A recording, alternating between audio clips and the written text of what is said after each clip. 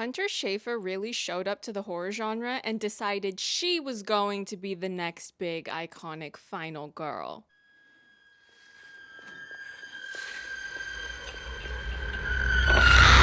Hi, I'm Lady Genevieve, and on my channel I like to talk about entertainment media. I was invited by Neon to an early screening of Cuckoo, and I was so excited and accepted immediately because I've been wanting to see this because the trailer looked really good, and also, over here on my small corner of the internet, we support Miss Hunter Schafer. The first part of this review will be spoiler-free, and the second part will include spoilers, so just feel free to watch for as long as you prefer. I would recommend that you watch this film unspoiled because there is this strong element of mystery to the storytelling that I personally believe is better experienced without knowing beforehand what's going to happen. But again, proceed however you prefer. For anyone uninitiated, Cuckoo is a horror film about a teenage girl named Gretchen, that's Hunter Schafer's character, who has to move to the Bavarian Alps in Germany with her father, her stepmother Beth, and their daughter Alma, who is mute. But guess what? Something is rotten in the state of Denmark, or in this case,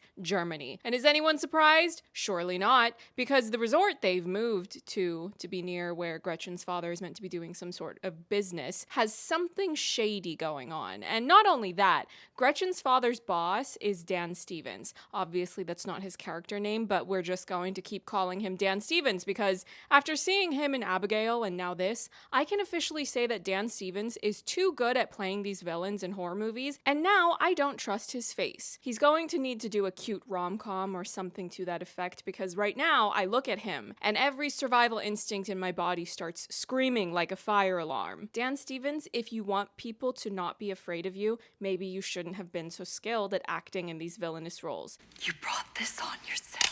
Jumping ahead here, I gave Cuckoo a 4 out of 5 stars. I really enjoyed this movie. Now, admittedly, I give a lot of new releases 4-star ratings, but I will not apologize for loving the art of the film medium. So much about this film excels both in regards to the horror elements, but also the emotional dimension of the dramatic storytelling. I think that when some people think of horror as a lesser genre or even a less compelling genre, it's because they're thinking about those very disposable horror films that don't put enough material into the story to facilitate the audience being able to connect emotionally to the characters, or at the very least, the protagonist. So then when you get to the point of whatever the monster or scary concept is, a demon, a ghost, a supernatural creature, a masked killer, something that's going to start knocking characters off one by one, the audience doesn't end up feeling anything, emotionally speaking, about the demise of the characters. Cuckoo is a horror film, but it's also very much a family drama. There's a lot in the story to communicate how Gretchen is made to feel like an outsider within her own family. She also has a compelling character arc where she begins the story in one place and you have to go on this journey with her so that you can learn more about who she is, why she is the way that she is, and also watch her transform and come into her own as a truly iconic final girl. The horror elements of the storytelling are also very well executed. I really appreciated that the trailer didn't give too much away, so then I was able to fully immerse myself in the mystery of what was happening. And not only that, there was something very Stepfordian about the way the story unfolded, and if you look at my wall, you will see I've got the Stepford Wives on there, so of course I approve of that choice. You've got your main girl moving to a small town and learning that something is amiss, and she's surrounded by people that are gaslighting her about what's really going on. That's one of the lingering questions, and the other, of course, is will she be able to escape before these nefarious ongoings get her too? If you've seen the film's promotional material, you may have seen a sequence of Gretchen riding on her bike, and there is something running in the woods not far off to her right, and then as she's passing in and out of the lights on the road, she is able to see in the shadows that someone is chasing her. And this was just one example of how well constructed the filmmaking is as it applies to the horror genre. There's so much careful attention to detail in building tension, suspense, and of course, the scares. I think some people don't like things like jump scares because some of those viewers see them as lazy, but I find that if you intersperse jump scares into a horror film without being overly reliant on them, they're a great part of the overall mix. There was at least one jump scare I can think of that really got me, but part of why I liked liked it as much as I did was because there was already a long build up to it. You already knew that something was going to happen, but they didn't rush into that. There was this feeling of unease and dread that was building for a while before you even got to that jump scare. And I think a lot of the fear and horror of Cuckoo comes from the situation overall. Cuckoo isn't a film that relies on just one tactic to evoke emotion in the viewer. The more that I watched, the more emotionally invested I got in Gretchen, the more intrigued I was with wanting to know what the hell was going on, and the more creeped out I got by learning the specifics of the who, what, and why. But I think I can say that I've now hit a limit on feedback for keeping things spoiler free, and now I want to talk about spoilers. So if you don't care about hearing spoilers, or if you've already seen the film, stick around and let's get into some of those details. Your family belongs to you. That's a fucking weird way to put it. First things first, I really want to pay my compliments to the actor who portrays the hooded woman. I don't know if her name is pronounced Kaylin or something else entirely, but this was a monster or creature that really freaked me out, and a lot of that came down to the physicality of the hooded woman. There's no dialogue for this character. Now, of course, sometimes the hooded woman is making that weird high-pitched sound, but that's something coming from the people who work on audio design. That's not coming from the actor. If we're talking about how the hooded woman comes across visually, a lot of why she's scary is coming from how she moves. It's this animalistic, almost otherworldly way of moving. Even just her unnatural posture was bothering me. I'm not surprised to learn that the actor is also a dancer, because the awareness of one's body that you have to be able to have to perform like this, I suppose some actors might have the training and creativity and experience to be able to come up with something like this, but really, if you're a trained dancer, you're obviously going to have more of that understanding of your body and the ways that you can move and contort yourself in such a way that works really well for a horror monster. And speaking of monsters, let's address Dan Stevens, or as I now think of him, Mr. Stay the hell away from me. How would you like to come work for me at the resort? Just scared the bejesus out of me. He is a total menace in this movie, and I do mean that as a compliment. I like that we get fear coming from different places in this world. Basically, you have a lot of different flavors of fear. You have there's a scary monster in the woods fear. You have the more emotionally driven fear to do with losing one's family, the psychological fear from being gaslit, and then you also have the mad scientist fear coming from Mr. Dan Stevens. I've skimmed some of the sentiments about this film, and it seems like there are some viewers who are confused about the lore or the meaning of these experiments that are going on, of what the creatures are, what they can do, why they exist, and so on and so forth. I personally didn't have any issues with any of that, to be honest. Why is Dan Stevens evil? Well, why have there always been people who weaponize scientific knowledge or scientific practices or scientific research in extremely unethical ways? I don't want to bring down the mood of this video by giving a bunch of detailed examples of times that people have done horrible things in the name of science, but they do exist. I also don't think it really matters why he's doing what he's doing, because ultimately the heart of the story is about Gretchen's journey.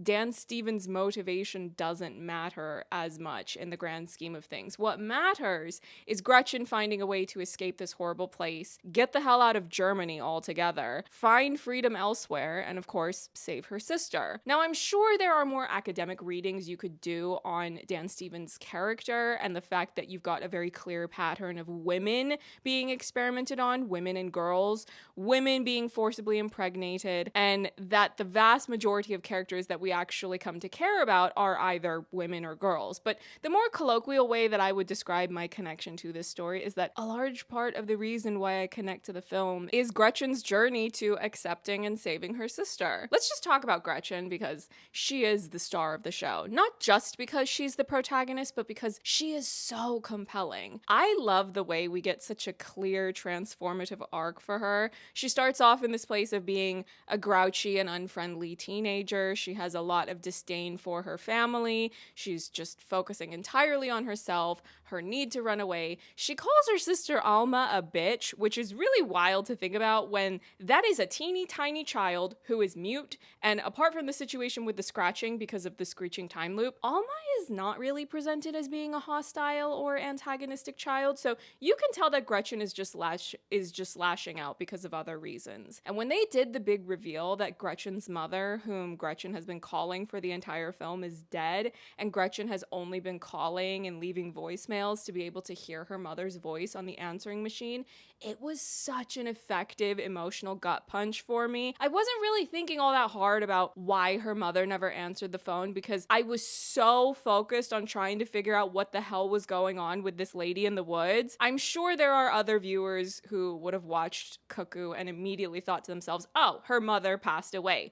But for me, it was an effective misdirect because I wasn't thinking about that. I was not thinking about what Gretchen's plan was of going back to the States, moving back home, or anything like that, because the sense of urgency was where she was right there. I was too busy speculating on everything to do with the screeching vocalizations and these time loops to even spare an extra thought on Gretchen's mother in that level of detail. It's also important that Gretchen is a teenager because it creates this other dimension of helplessness, but also urgency. She's approaching 18, which means she's running out of time for there to be a legal obligation for her father to give her a place to stay. But with her still being so young, you can better understand the lack of maturity she has, especially at the beginning of the film, and why she is, in fact, trapped in the middle of nowhere in the Bavarian Alps. She doesn't have the same level of freedom to move around as she chooses the way that she would if she were in this story as an adult. I also really like the balance of how Gretchen is characterized, where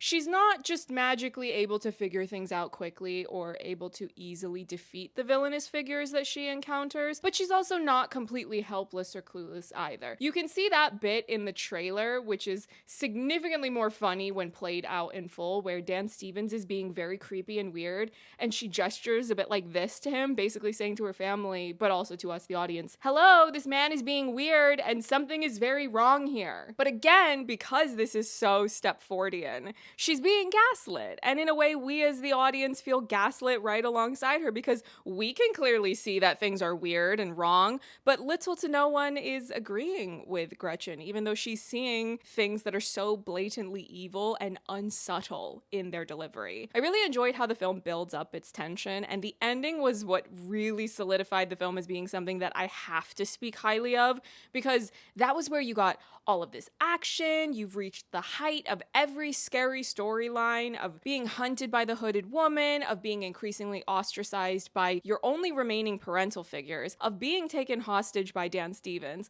of realizing that the one adult that believes you isn't fully on your side because he sees your baby sister as a threat that needs to be taken out. And then on top of all of that, we got this extremely emotionally impactful exchange between Gretchen and Alma when Gretchen lifted the strap of her arm harness or whatever that thing's called, the thing that was helping to cradle her injured arm. She lifted that up even though she's in so much physical pain from her previous injuries, as well as recently having to fight the hooded woman once again, and she is willing to put herself through even more pain just so she can sign to her baby sister, the same baby sister whom she had been rejecting earlier on in the film. Oh, it just got me so good. I think that's really what the film is trying to get at, the importance of maintaining your humanity, and by that I mean your empathy and compassion for others. These sisters are only able to survive because they hold on to each other. Come on, this movie is for the girls, and the fact that Alma had called Gretchen's mother and left a voicemail using her speech app since Alma is mute, and it's this unbelievably sweet message expressing concern for Gretchen's well-being and inviting Gretchen's mother to come stay with them. Oh my god, if I think too hard about the way the relationship developed between these two sisters, I might have to stop filming and just have myself a little cry, because this is ultimately what sets this film apart from a lot of the other films I've seen this year, especially in the horror genre, but not just in the horror genre. I know we as viewers can watch horror films and have fun with the adrenaline that comes from certain scares or deaths. It's like a roller coaster ride, but Cuckoo is on another level specifically because of how emotionally resonant and impactful the story and character work is for Gretchen specifically. Cuckoo is also a testament to how the cinema remains vastly superior to the streaming release model, because if this had been released direct to streaming and I had just put this on and I wasn't giving it my undivided attention, or if I was feeling too impatient at the moment that I happened to press play, maybe I wouldn't have stuck with it for long enough to fully experience what this story is. But I am so glad that I did, and that this film ended up far surpassing all that I hoped it would be. I want you to lock the doors and wait for me. I will come pick you up right now.